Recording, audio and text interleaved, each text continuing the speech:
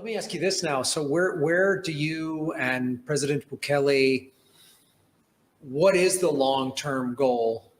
And obviously you're implementing all of these things, which are very impressive, but how do you see the future of Bitcoin in El Salvador in the schools? Like what would you hope to see in like 5 years from now and 10 years from now? What would you like to see? A general knowledge about how Bitcoin works, about the advantage that Bitcoin provide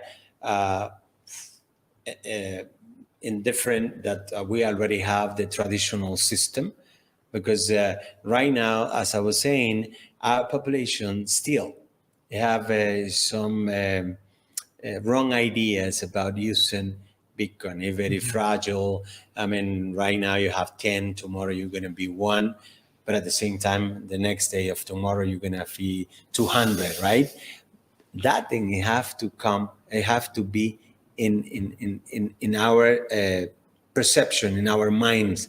We have to be ready for that, and we have to learn how to adapt our economy of that fluctuation, which is normal. I mean, go and see what is happening right now in the U.S. about those financial districts that are being collapsed in the last month. So, but again, our projection is to have a better understanding of a very different system, and at the same time a system that is more democratic, and we do not need someone to be intermediating for the transaction, but also it's cheaper because you don't have to pay fee to no one, and at the same time it's faster, and it's provide that service to someone that has that lives I don't know how many hours from the city, and they can make the transactions right there. They as easy as to have one of these telephones, smart telephones, and start working. So for us, that is our objective, to have a more wide understanding, a more wide acceptability of something that is very good for our country development. And as I was saying, we already start. We're not going to stop. It's not going to be easy, but we're going to continue strongly teaching our students at schools in educational perspective. That's impressive. So what statistics can you sort of point to from like, since you started this Bitcoin education program, and that are really giving you, like you said, there's a lot of work and it's not going to be easy, but where do you can you point to like, oh, we've already seen this improvement statistically, or that improvement, or this region, or this, or we're starting to see big advancements? We already have some spots that are very good at using Bitcoin, but I'm convinced that the future of El Salvador is on the path of progress and equal opportunities for all, not only through group. That is a big difference using Bitcoin. And prioritizing the development of every citizens, not only those that have access to a bank, they can open. We do have some population that does not have how to read or write, but with this, we democratize the access of a transaction like that. And at the same time, starting from the early childhood to the elderly. We are not making any distinctions.